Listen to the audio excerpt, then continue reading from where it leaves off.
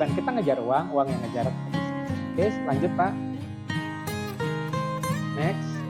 Nah, kita masuk ke tahap yang pertama. Tadi kan ada 5 ya. Ada tahap ide, startup, grow up, scale up, kemudian tahap maturity. Kita masuk ke tahap yang pertama adalah bisnis ide bisnis.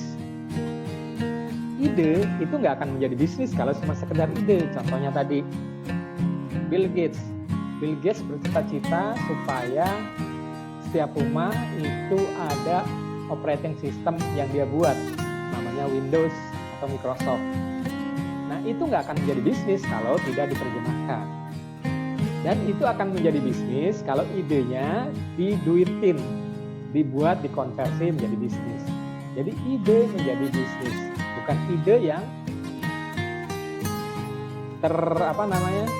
hanya ada dalam benaknya sendiri tanpa diimplementasi menjadi satu bisnis. Oke, lanjut.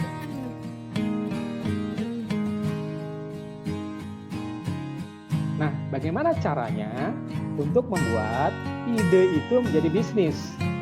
Pertama, saya bocorin rahasianya nih. Untuk mencari ide, ada 3 yang teman-teman harus perhatikan. Pertama, lihatlah tren. Tren apa? Tren terhadap sosial sekarang gimana, politiknya gimana, secara lingkungan gimana. Jadi kalau kita mau cari ide, cari yang lagi ngetren. Kalau mau cepet. Tapi ada juga beberapa pengusaha yang dia tuh benar-benar idenya orisinil, nggak melihat tren. Contohnya siapa? Steve Jobs. Dulu waktu dia bikin Apple, ide itu nggak ada. Android. Dulu waktu buat Android, nggak ada tuh Android sebelumnya. Jadi ada 2, dari tren ataupun enggak. Yang kedua, ide itu ya rahasianya harus bisa memecahkan masalah. Masalahnya siapa? Masalahnya konsumen. Kalau ide kita tidak memecahkan masalah konsumen, jangan dilanjutin. Karena bisnisnya pasti nggak akan jalan. Jadi ide kita harus bisa memecahkan masalah. Masalahnya konsumen, customer. Contohnya tadi Gojek, dia memecahkan masalah orang yang pengen punya transportasi. Bedanya apa sih sama ojek yang biasa? Ojek yang biasa kita harus keluar gang dulu, manggil tukang ojek.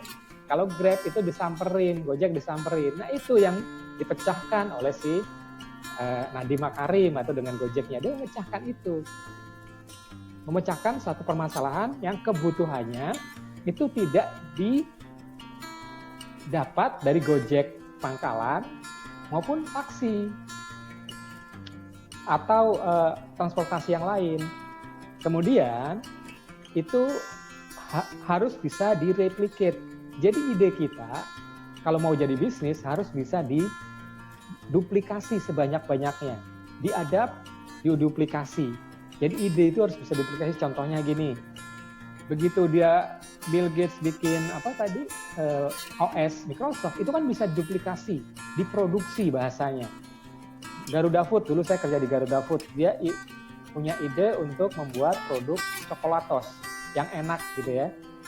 Ide itu dijalankan, bisa diduplikasi, diproduksi massal. Jadi yang maksud replicate itu diproduksi secara massal, menjadi industri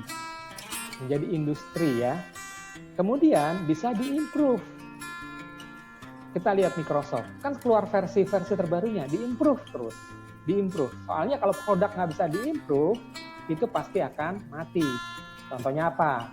Contohnya Kodak, dia punya produk bagus, tetapi nggak bisa diimprove, akhirnya ketinggalan sama kamera handphone. Siapa lagi? TV tabung, dia nggak bisa ngimprove, akhirnya kalah sama TV flat. BlackBerry, dia nggak bisa ngimprove, akhirnya kalah sama Android. Jadi produk yang kita ciptakan harus senantiasa diimprove atau dikembangkan. Yang terakhir, ini yang paling penting dari bisnis adalah riset. Di-riset. Produk kita masih dibutuhkan konsumen nggak sih? Kalau produk kita masih dibutuhkan konsumen, sejauh apa kita akan kembangkan? Jadi ini adalah lingkaran bisnis ide. Ini belum mulai bisnis nih, baru ide. Baru ide tadi ya, tahapnya ibaratnya kalau mulai bisnis itu 0, ini masih minus, angkanya masih minus karena masih tahapan ide, belum mulai. Oke, lanjut Mr. Izzy ke slide berikutnya.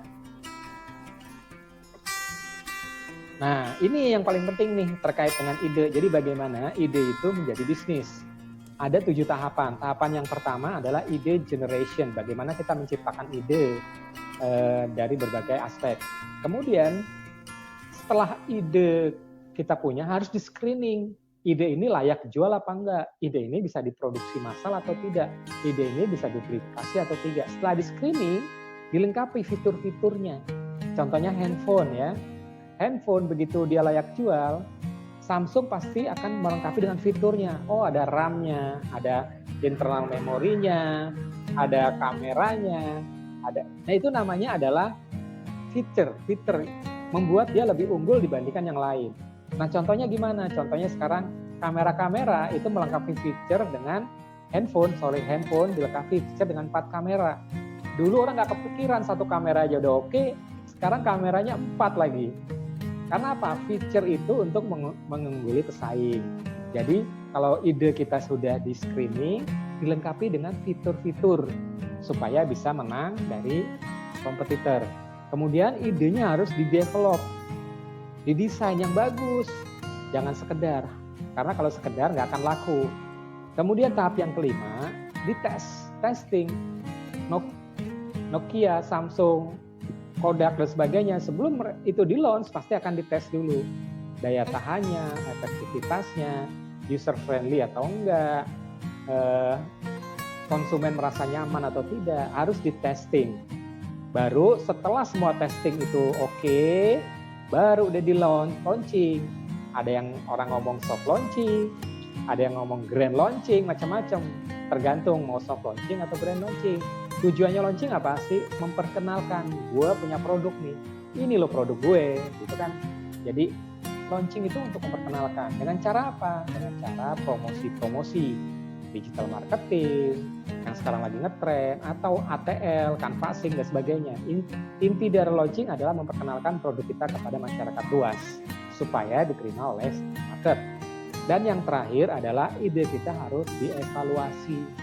Apakah sudah bisa memenuhi kebutuhan konsumen. Nah, kalau konsumen sudah pakai, apakah dia puas dengan produk tersebut? Kalau dia sudah puas, apakah konsumen mau menjadi brand ambassador? Ini penting. Misalnya nih, Anda memproduksi kecil-kecilan bakso, terus di frozen. Buatlah mereknya. Misalnya bakso abadi. Nah, kalau konsumen puas dengan bakso produksi Anda, dia akan dengan bangga menceritakan kepada temannya. Itulah fungsinya brand ambassador. Kita nggak bayar dia udah cerita.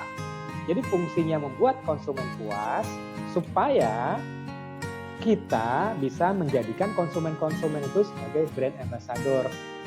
Jadi menceritakan keunggulan produk kita tanpa kita bayar. Justru melalui brand ambassador itu yang efeknya lebih kuat dibandingkan kita iklan di media sosial, di surat kabar, di televisi, di radio. Justru dengan brand ambassador yang paling kuat karena kepercayaan. Oke, lanjut Mas Sisi.